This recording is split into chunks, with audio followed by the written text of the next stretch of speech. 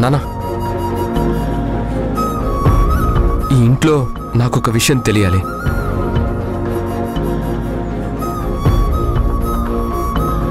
అసలు అన్నయ్య చేసిన తప్పేంటి?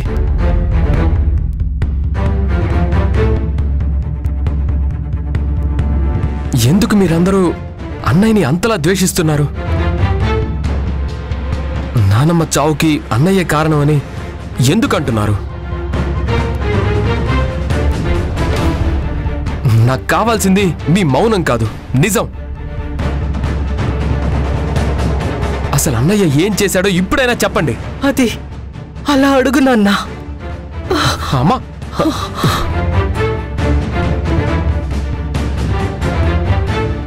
నానా, మన ఇంట్లో ఏం జరుగుతుంది? అన్నయ్య విషయంలో ఏం జరిగింది చెప్పండి నాన్న. ఒక వ్యక్తిని ప్రేమించడానికైనా ద్వేషించడానికైనా ఏదో ఒక కారణం ఉంటుంది కదా. ఆ కారణం ఏంటి?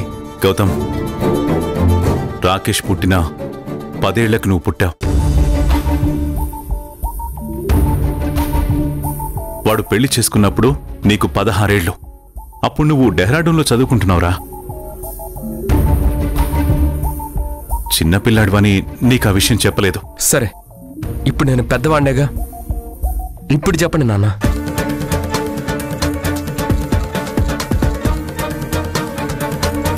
అన్నయ్య ఇప్పుడు మన మధ్య కాదు, ఈ భూమి మీదే లేడు. ఇన్నాళ్ళు ఏదో ఒక రోజు అన్నయ్య మన దగ్గరకు వస్తాడని అనుకున్నాను. అందుకే మౌనంగా ఉండిపోయాను. కానీ ఈ రోజు నాకు నిజం తెలియాల్సిందే. చెప్పండి నాన్న. నేను చెప్తాన్రా.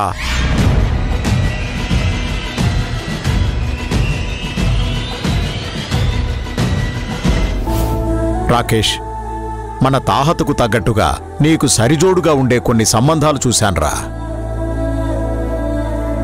ఈ అమ్మాయి the great business men Surendra గారి కూతురు. ఫారిన్లో మాస్టర్స్ చేసింది. రాకేష్ బాబు, ఈ అమ్మాయి జడ్జి కూతురు. లండన్లో లా పూర్తి చేసిందట. ఈ అమ్మాయి మన బిజినెస్ పార్ట్నర్ రవీంద్ర కూతురు. ఇచ్చుడు డాక్టర్ గారు కూతుర్రా.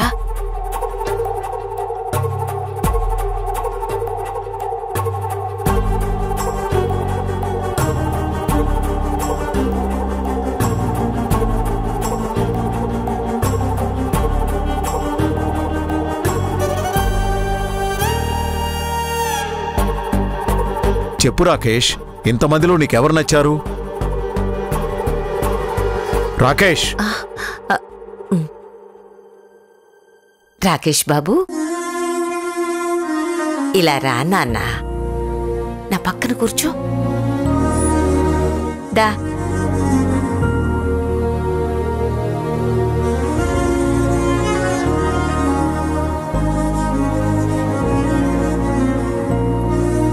ఇదిగో చూడు రాకేష్, ఈ అమ్మాయి చాలా బాగుంది. మీ ఇద్దరికి ఈడు జోడు చాలా బాగుంటుంది. చూడు. నాకు నచ్చలేదు.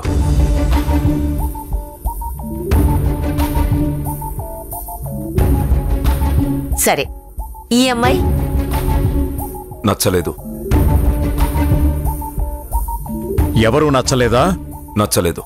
సరే, నీకు నచ్చిన అమ్మాయి? రాధ.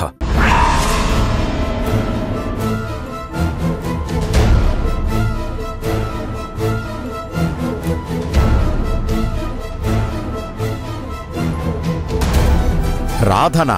అవును తాతయ్య, నేను రాధ ప్రేమించుకుంటున్నా. నేను తన్నే పెళ్లి చేసుకుంటాను. రాకేష్ బాబు, తన ఫ్యామిలీ బ్యాక్గ్రౌండ్ ఏంటి? వాళ్ళ నాన్న ఏం చేస్తుంటారు? తనకు అమ్మా నాన్న లేరు. తనొక అనాథ.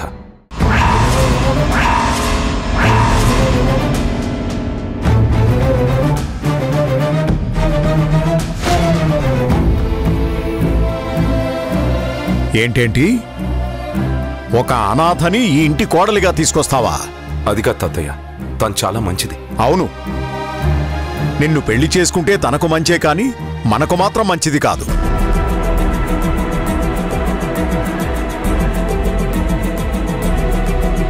సరే, జరిగిందేదో జరిగిపోయింది. నువ్వు ఆ అమ్మాయిని మర్చిపోయి నేను చెప్పిన అమ్మాయినే పెళ్లి చేసుకో. కుదరదు. రాకేష్, నా మాటే కాదంటున్నావా? లేదు తాతయ్య, మీ మాటను ఎప్పుడూ జవదాటను. కానీ ఆ అమ్మాయి చేయి వదలను అంటున్నాను. వేళ్లకంటే ఆ అమ్మాయి ఎందులో ఎక్కువనో చెప్పు, నేనే దగ్గరుండి మీ పెళ్లి జరిపిస్తాను. రాధని నేను ప్రేమించాను. పెళ్లి చేసుకుని సంతోషంగా ఉండాలన్నా, జీవితం సాఫీగా సాగాలన్నా ప్రేముంటే సరిపోదు, ఆస్తి అంతస్తు కూడా ఉండాలి. ఆస్తులు అంతస్తులు ఈ రోజు ఉంటాయి, రేపు పోతాయి తాతయ్య. కానీ ఇద్దరి మధ్య ప్రేమ ఉంటే పూరి గుడిసెలో ఉన్నా సంతోషంగా ఉండొచ్చు. ఇక చాలు, నీ ఉపన్యాసాలు వినాల్సిన అవసరం నాకు లేదు. పార్వతి, నీ మనవడు ఈ ఇంట్లో ఉండాలి అంటే వాడు మనం చూపించిన అమ్మాయినే పెళ్లి చేసుకోవాలి, ఆ అమ్మాయిని మర్చిపోవాలి.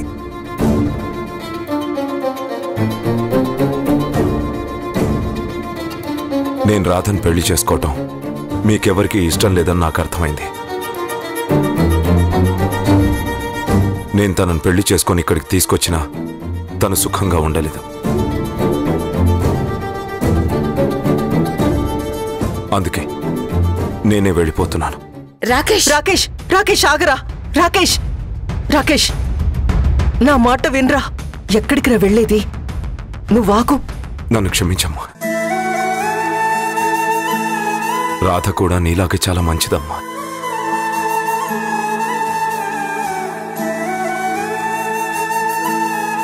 రే రే, ఎవండి మీరేనా చెప్పండి. ఆగు రాకేష్,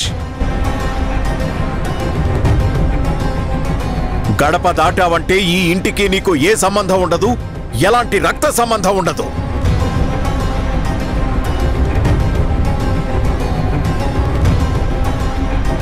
నాన్న రాకేష్, ఏదైనా ఉంటే కూర్చొని మాట్లాడుకుందాం, అంతేగాని నువ్వు వెళ్ళటానికి వీల్లేదురా.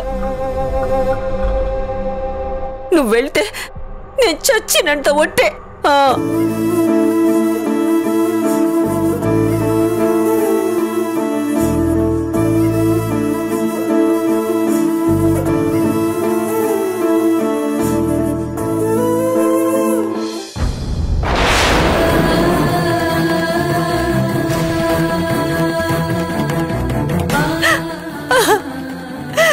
ఎవండి ఏం మాట్లాడరేంటండి? అది పార్వతి,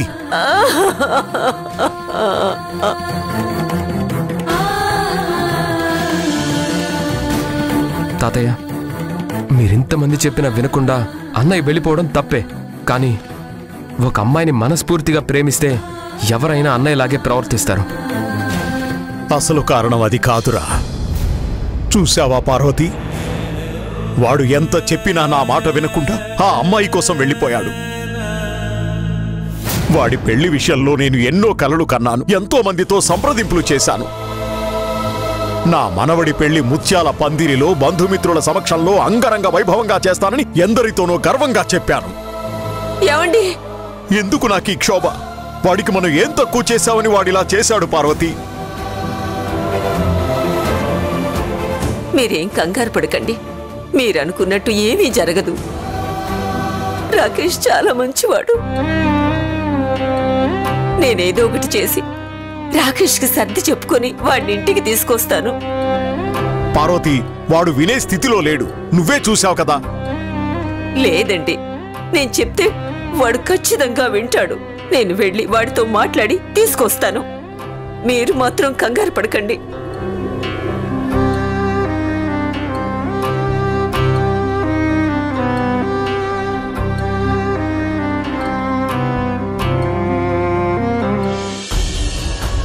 మరి నానమ్మ అన్నయ్యని తీసుకురాలేదా? ఆ అవకాశమే రాలేదు.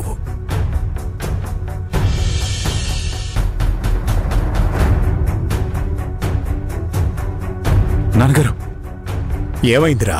ఆ అమ్మాయిని గుళ్ళో పెళ్లి చేసుకున్నాడట.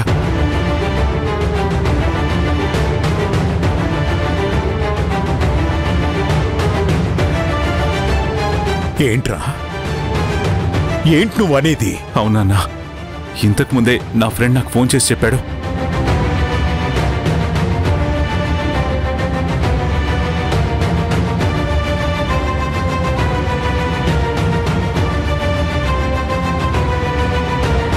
ఈ విషయం పార్వతికి తెలిస్తే తను తట్టుకోలేదు. వాడు తన మాట వింటాడు అనే నమ్మకంతో ఉంది. ఇంతకీ ఈ విషయం మీ అమ్మకి తెలుసా? అమ్మకింకా తెలీదు నాన్నా.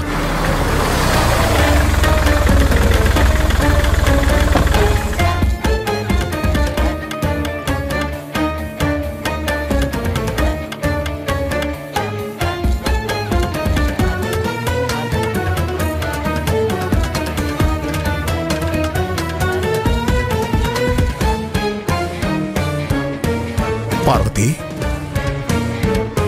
ఏమిటండి, ఏమైంది? అందరూ అదోలా ఉన్నారు. పార్వతి, నీకు ఈ విషయం తెలిసిందా? ఏ విషయం? మన రాకేష్ ఆ అమ్మాయిని పెళ్లి చేసుకున్నాడంట.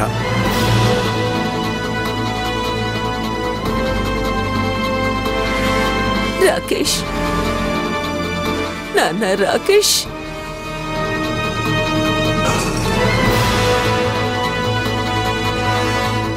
అత్తయ్య, రాకేష్, అత్తయ్య, అత్తయ్య, పార్వతి, అత్తయ్య,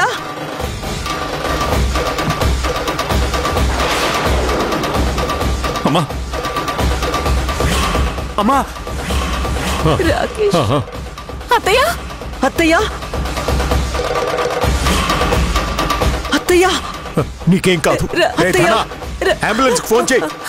అత్తయ్య, అత్తయ్య, అత్తయ్య, రాకేష్, అత్తయ్య, రాకేష్, నీకేం కాదు పార్వతి, నీకేం కాదు. అమ్మా, పార్వతి, అమ్మా, పార్వతి, అమ్మా,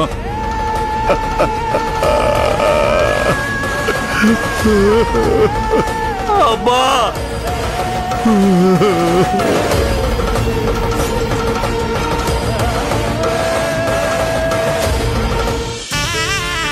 మీ అన్నయ్య చేసిన పనికి మీ నాన్నమ్మ తట్టుకోలేక గుండెపోటొచ్చి చచ్చిపోయిందిరా. వాడికి పేరుకే నాన్నమ్మ గాని అమ్మలా పెంచిందిరా. 2 ఏళ్ల ఆ అమ్మాయి ప్రేమ కోసం 25 ఏళ్లు ఈ కుటుంబం వాడి మీద పెంచుకున్న ప్రేమని కాదని వెళ్ళిపోయాడ్రా.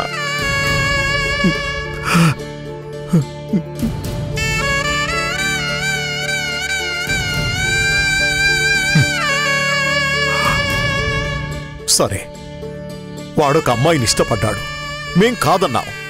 వాడు ఆ అమ్మాయినే పెళ్లి చేసుకున్నాడు.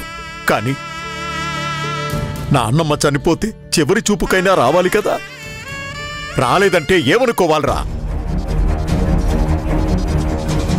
అందుకే ఆ రోజే డిసైడ్ అయ్యాను, మీ నాన్నమ్మతో పాటు మీ అన్నయ్య కూడా చచ్చిపోయాడు అని.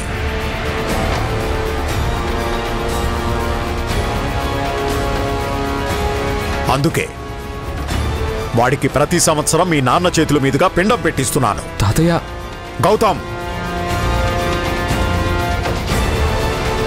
మన ఇంటి పరువు ప్రతిష్టలు, మన బాగోగులు పట్టించుకొని వాడి గురించి మనం ఆలోచించడం, బాధపడడం కూడా అనవసరం.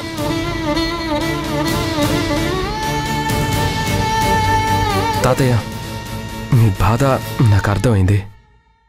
నేను మీ ఎమోషన్ని అర్థం చేసుకుంటున్నాను.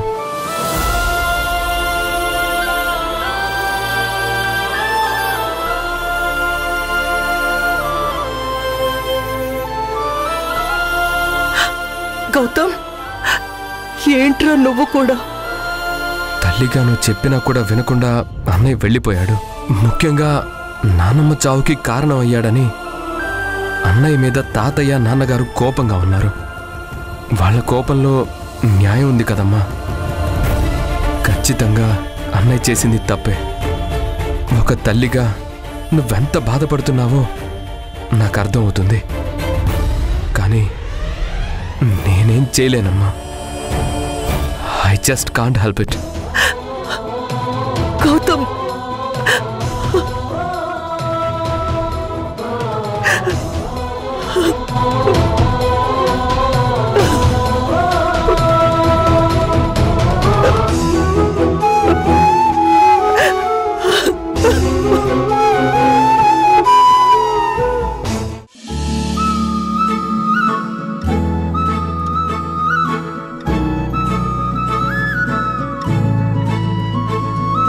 రెడీనా?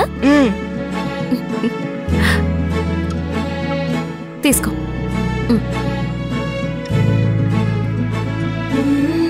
తీసుకో. తాతయ్య, వంశీ రెడీ. స్కూల్కి తీసుకెళ్ళండి. రా బాబు. ఒక్క నిమిషం తాత.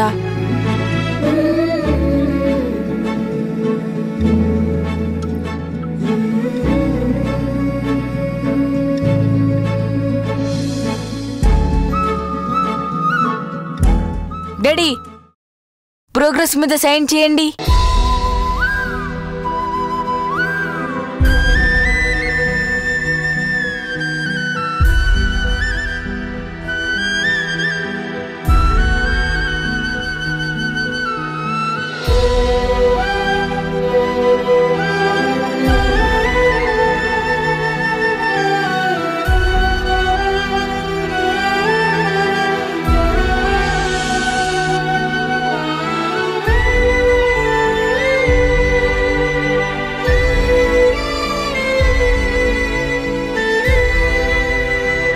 పిన్ని, నా ప్రోగ్రెస్ కార్డు మీద ప్రతిసారి డాడీ సైన్ చేసేవాడు. ఇప్పుడు ఎవరు సైన్ చేస్తారు? వంశీ, నేనున్నాను కదా నాన్న. నీకు ఆల్రెడీ చెప్పాను కదా, మమ్మీ డాడీ అన్నీ నేనే అని. నేను సైన్ చేస్తాను. ఇవ్వు.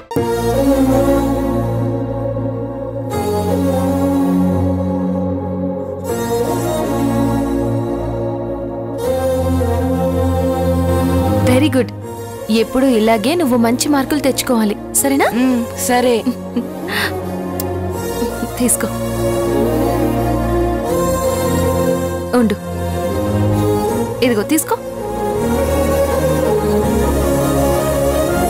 ఓకే. బాయ్ పిన్ని. బాయ్ రాణి అక్క. బాయ్. రా బాబు, వెళ్దాం. పదం తాతయ్య.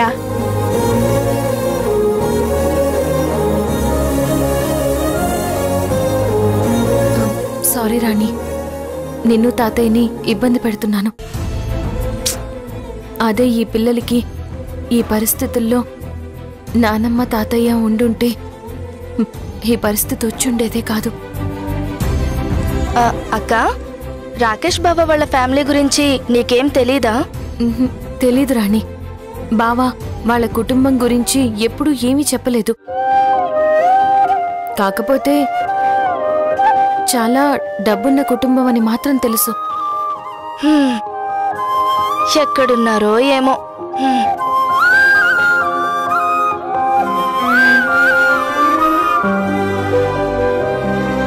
బావ రూమ్లో చూస్తే బావ ఫ్యామిలీ గురించి ఏమైనా తెలుస్తుందేమో. చూద్దాం.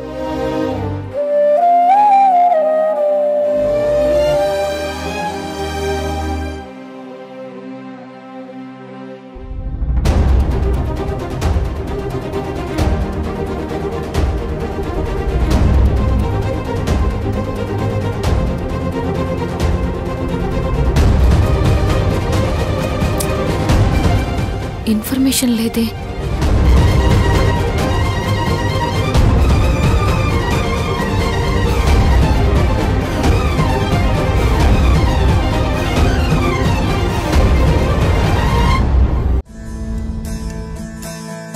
నా చిన్ని చిన్ని ఆశలు.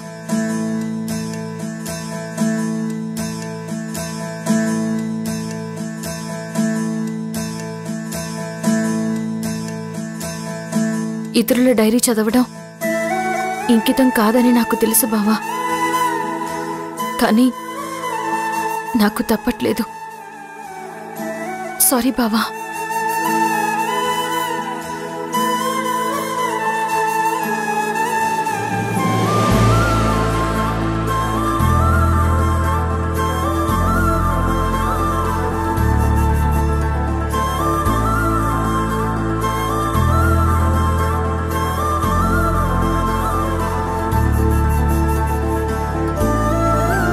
స్వీటీకి ఎంత ఖర్చైనా నేను కాపాడుకుంటాను.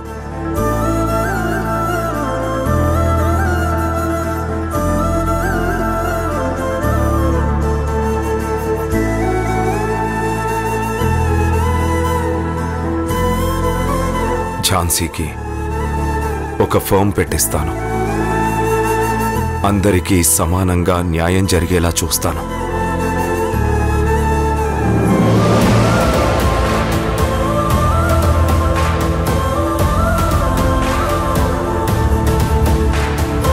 ఒక పెద్ద ఇల్లు కట్టి అందులో నా రాధని మహారాణిలా కూర్చోబెట్టాలి.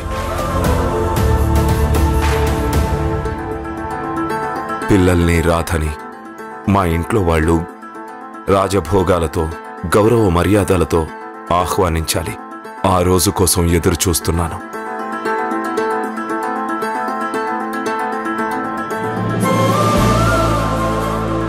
నేను వినోద్ చేసిన ప్రాజెక్ట్ పూర్తయింది. నా వాటా కింద నాకు 10 కోట్లు వస్తాయి. దాంతో అన్ని బాధ్యతలు నెరవేరుస్తాను.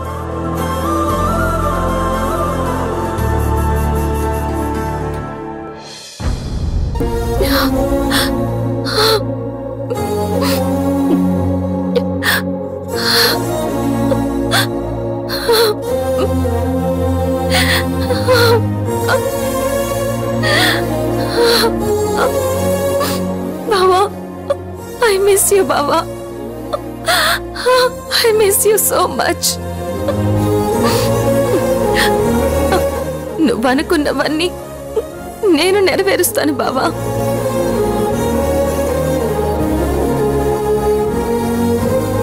ఒక్క అక్కని మీ ఇంటికి తీసుకువెళ్ళడం తప్ప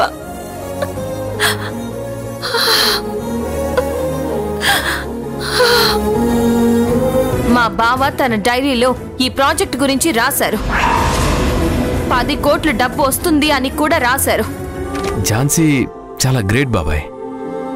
తన అక్క బావ చనిపోయినా కూడా చాలా ధైర్యంగా నిలబడుతుంది. ఈ సిటీ మొత్తం భూతద్దం పెట్టి వెతికినా దొరకరు కదా. గౌతమ్, ఒక నిజం చెప్పరా? ఏంటి బాబాయ్? నువ్వు ఝాన్సీని ప్రేమిస్తున్నావు కదా?